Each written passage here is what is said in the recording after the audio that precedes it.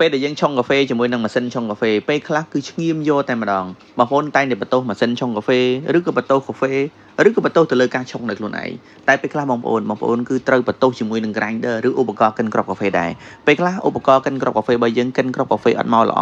ធ្វើឲ្យការកិនអត់ស្មើសាច់ល្អបងប្អូនឃើញទេកំណក់ដុំនេះតែម្ដងអញ្ចឹងនៅពេលដែលកំណក់នឹងធ្លាក់មកយើងយកទៅឆុងរសជាតិគឺអត់ឆ្ងាញ់ទេបងប្អូនគឺឈ្ងៀមតែម្ដងណាអញ្ចឹងបងប្អូនដែលជាអ្នកលក់កាហ្វេគឺត្រូវឆែកវាផងជាមួយនឹងឧបករណ៍កិនគ្រាប់កាហ្វេនេះណានេះដោយសារខ្ញុំចេះដោះខ្លួនឯងបងប្អូនអញ្ចឹងខ្ញុំដោះខ្លួនឯងអញ្ចឹងបងប្អូនយើងដែលអត់ចេះដោះបងប្អូនអាចតាក់ទងទៅជាងណាអញ្ចឹងបងដែលជាជាងអាច comment លេខខាងក្រោមដើម្បីបងប្អូនយើងតាក់ទងបានណាបងប្អូន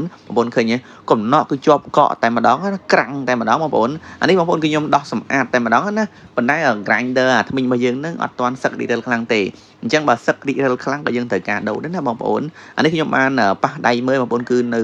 មុតល្អដែរទេវាអត់ទាន់ជាបញ្ហាណាបងប្អូនអញ្ចឹងអា grinder យើងនេះបងប្អូនបើសិនជាលេងមុតក៏យើងត្រូវការដូរដែរព្រោះកណ្ណាថ្មីវាអត់កិនបានល្អធ្វើឲ្យសាច់កាហ្វេរបស់យើងនឹងកិនអត់ស្មើល្អអញ្ចឹងនៅពេលដែលយើងឆុងមកគឺអត់ឈ្ងុយទេអាចនឹងឈាមឬក៏អាចនឹងមិនសូវឈ្ងុយផងដែរបងប្អូនគេអញ្ចឹងខ្ញុំសម្អាតរួចយើងត្រូវចាប់ចូលវិញនៅពេលដែលបងប្អូនចាប់ចូលវិញរួចបងប្អូនរសជាតិកាហ្វេនៅពេលដែលបងប្អូនយកមកឆុងគឺឈ្ងុយឈ្ងប់តែម្ដងណាបងប្អូ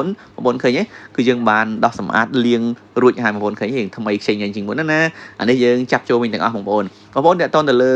យើងជាអ្នកលក់កាហ្វេជាទូទៅយើងត្រូវចេះឧបករណ៍នឹងមួយចំនួនដែរព្រោះចំណុចខ្លះតូចៗយើងអាចដោះលាងឬសម្អាតខ្លួនឯងបានប៉ុន្តែបើសិនជាធ្ងន់ធ្ងរខ្លាំងដែលចាំបាច់ទៅការជាងចាំយើងតាក់ទងទៅជាងអញ្ចឹងសង្ឃឹមថាវីដេអូនេះមានប្រយោជន៍ដល់បងប្អូនអរគុណច្រើនជួបគ្នានៅវីដេអូបន្តទៀត